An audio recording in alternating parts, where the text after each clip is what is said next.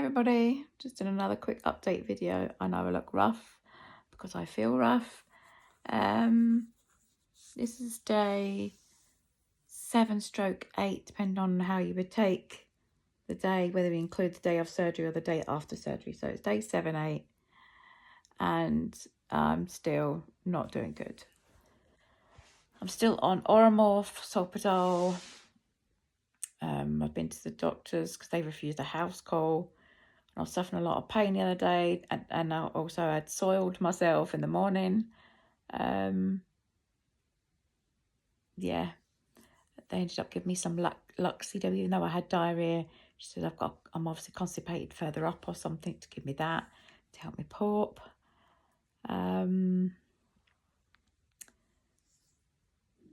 Sharp pains I'm getting off the chart, not good.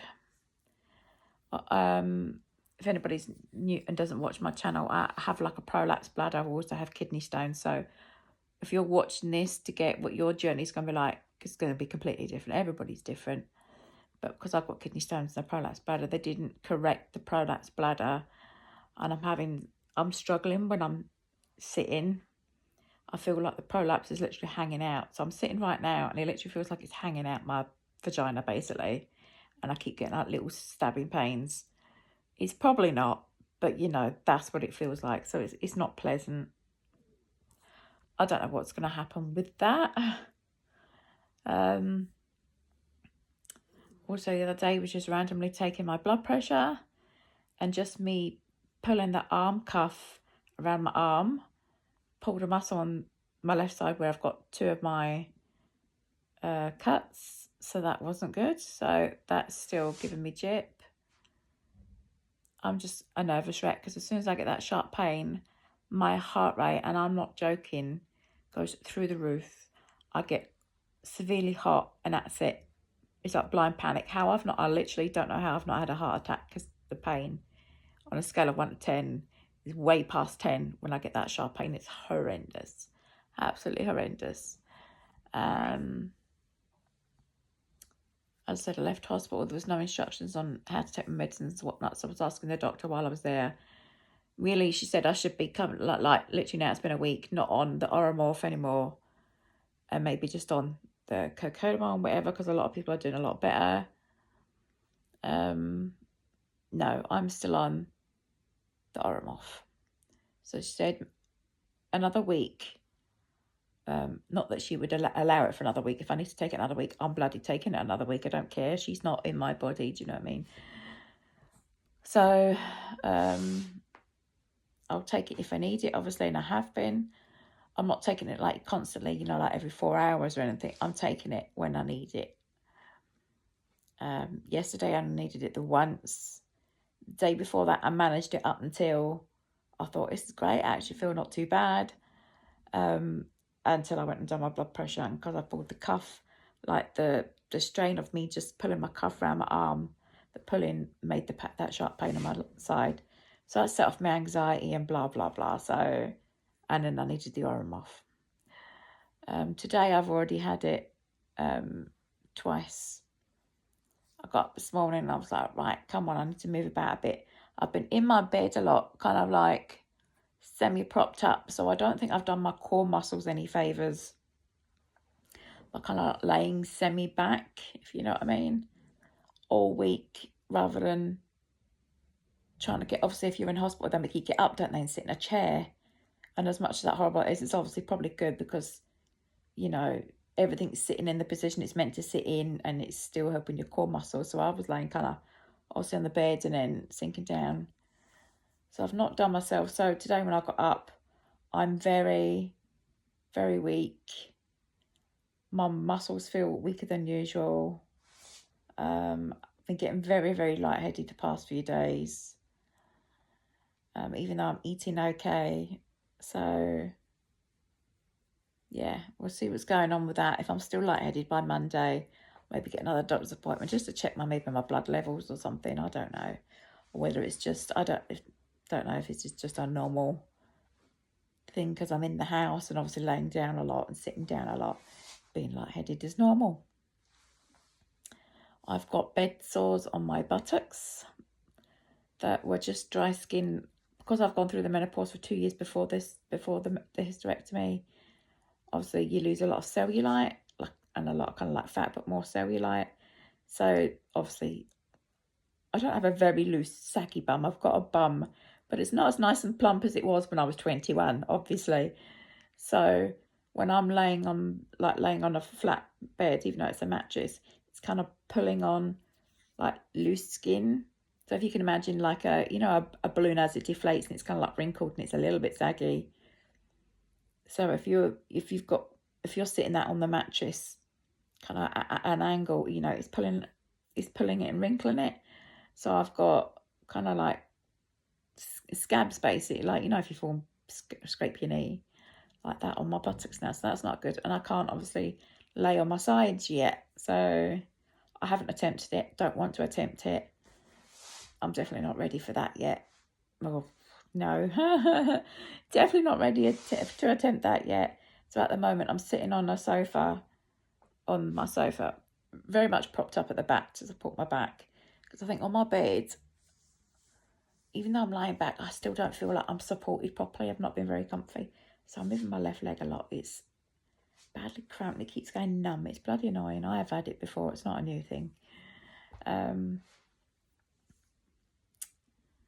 But I've not had it for a while, and it's been doing it for the past couple of days.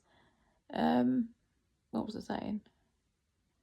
Yeah, so I'm sitting propped up, got a hot water bottle on my back just to keep me relaxed. My bruises are, in full force. That's not even the arm that the cannula went in. The arm the cannula went in is all right.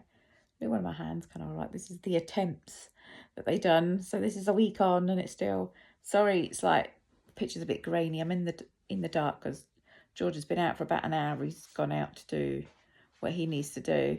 So I've been sitting in the house for an hour trying to watch things on my phone or whatever. I've been watching Alaskan Homestead, or is it a Homestead Rescue or something? Hang on, 2 secs. What's it called? If I get it up. Oh, I should have put my iPad up back on. That would have been a bit more light, wouldn't it? Yeah, the Rainey family. If you watch it. Oh, sorry. Yeah, Homestead Rescue. It's basically where it's like Alaskan fat families and all that out in the wilderness. And the Rainey family are well known in Alaska. Go and help other people, help set up their houses and all that a bit better to live off grid and all that is great. I love it. So I've been watching that a lot the past couple of days too, because there's a new season out.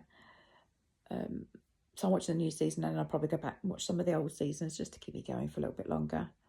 So I'm watching that to keep going.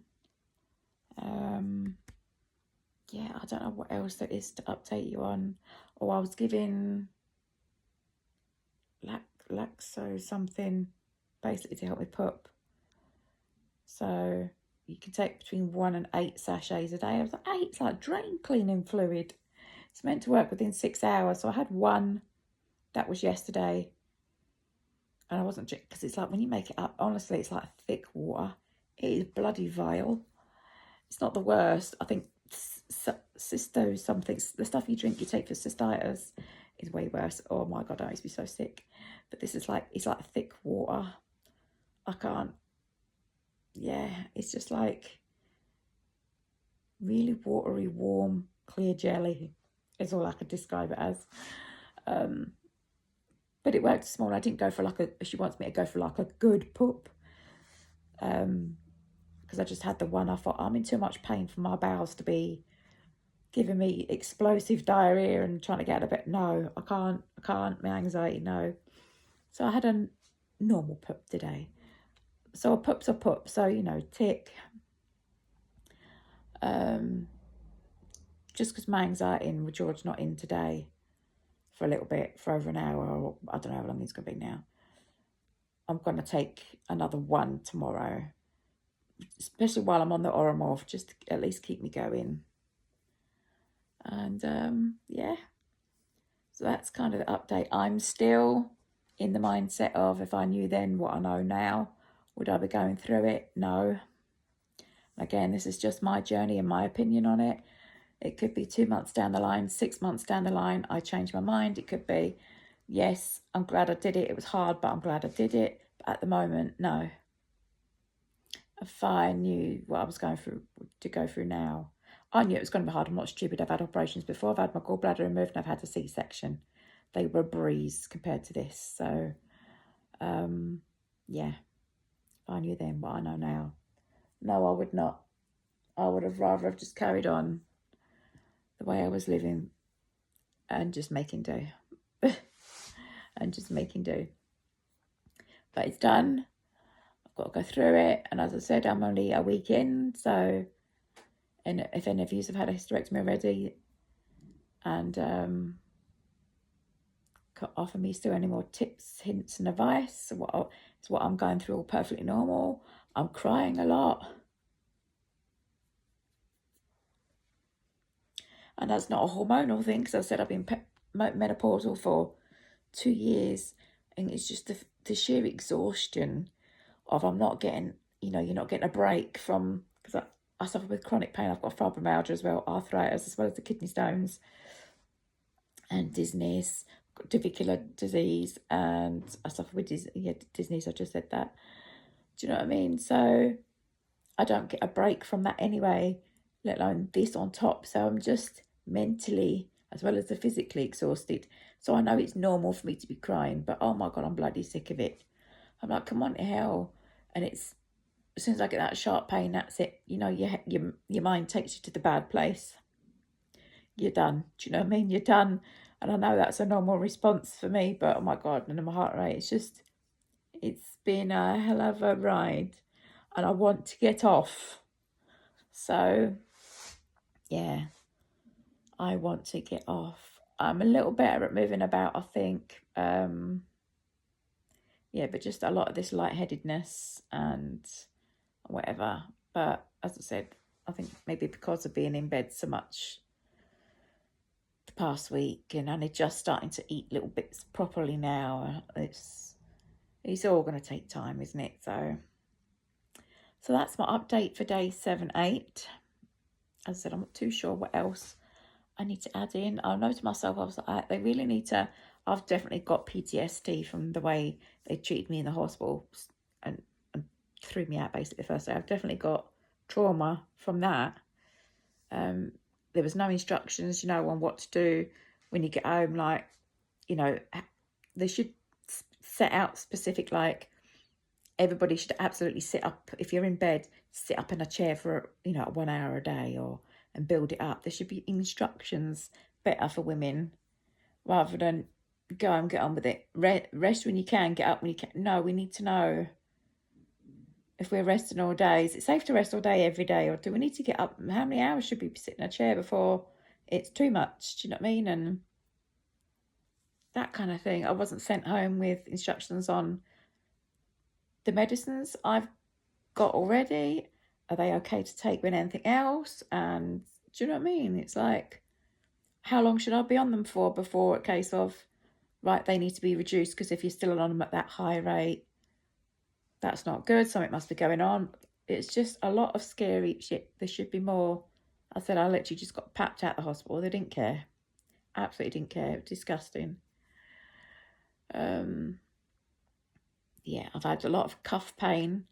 If you don't know well, I'm sure if you're watching, you'll know what a hysterectomy cuff is. Basically, if they're taking away your cervix, they fold over, because you can't be left with a hole, they fold over what's left, stitch it together. So it's basically like a cuff, like a sleeve.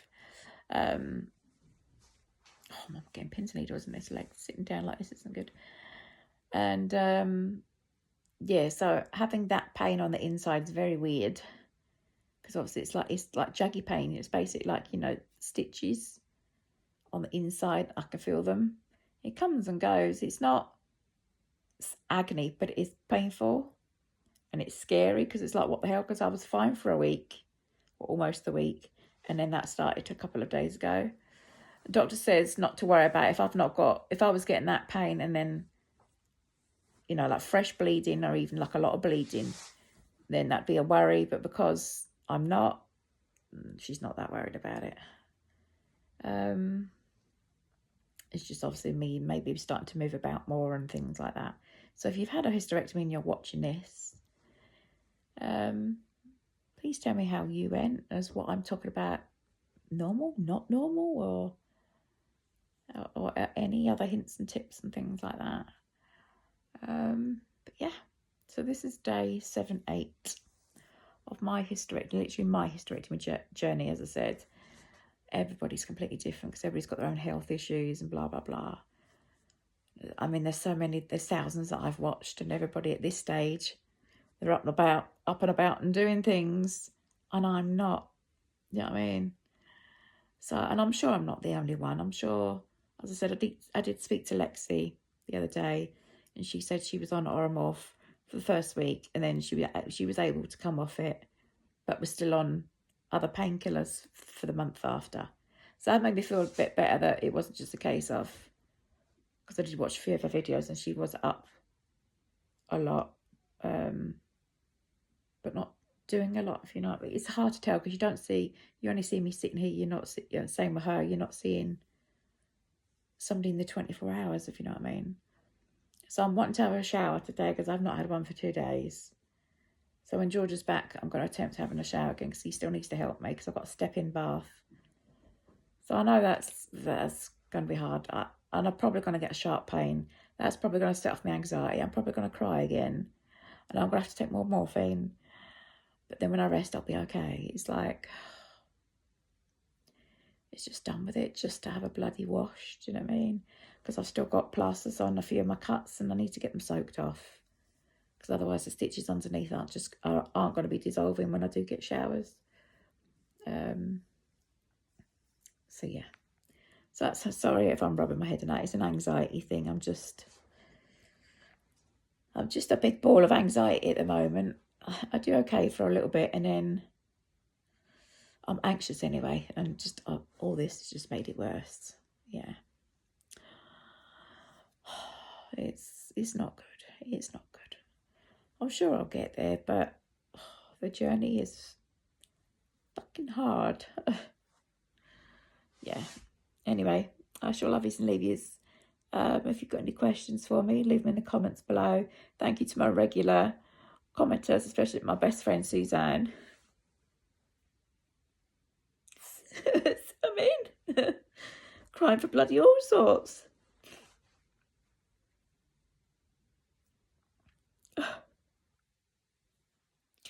Just want to say, love you, I miss you, and I wish you lived up here. Come round, make me cups of tea.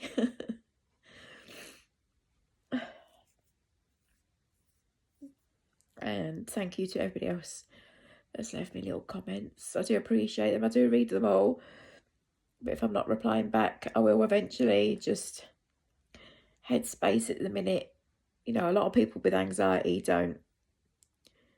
aren't outward talking. If you're like me, you kind of go into your own head and into your own little world just to deal with what you're dealing with, and then you get yourself together again and then you come out. So at the moment I'm in my own little world trying to deal with this. And as I said, even though George is here to physically help, like make some dinners, do a little bit of housework, my house is a tip. It's not dirty, it's just not organised the way I have it. It's driving me insane. He's not emotionally there because obviously he's my ex-partner. We're still best friends, but he's my ex-partner and the kid's dad. But he's not one to, go like, it's all right, you'll get through it. Hug whenever I wanted it or need it. Nothing like that, do you know what I mean? There's no, and he's always been like that. It's not just now, he's always been like that. There's no emotion there at all. That's hard, do you know what I mean, when you're going through this. So, but at the same time, I don't want anybody to go, oh, are you all right? Because then that just sets you off crying, do you know what I mean? So, yay for hormones. Anyway, guys, I've rabbited on for 20 minutes. Thank you for keeping me company. It has helped. So this little hysterectomy diary journey, whatever I'm going to call it, I don't know. I'm just putting it on YouTube, but I'll probably change titles and thumbnails and whatever at some point because, oh my God, hell a mess. But yeah, but thank you for keeping me company. I haven't filmed this way around today. I've just realised I've filmed like portrait mode instead of landscape. So bear with. And yeah, but I'm sitting up on a sofa. I'm not laying in bed, so I'll let you know, and maybe tomorrow in the next few days, how the shower went today. Whether that was a success or not. I said, I'm sure it's going to go. I'm going to have okay days and then shit days again for a little while yet. I don't know. Anyway, I think I've said it about 5 times now. Love yous and leave yous. And I shall speak to you all very soon. I'm going to go back to my homestead rescue because I love watching the Rainy Family. Highly recommend it. And yeah, if you're about to go through this journey, I wish you all the love and luck in the world. It is hard. You're going to get through it. As I said, a lot of people get through it just perfect. Me, on the other end, I don't do nothing by halves. I don't do nothing easy. So this is just my journey. But thanks for watching anyway, and take care. Ciao for now.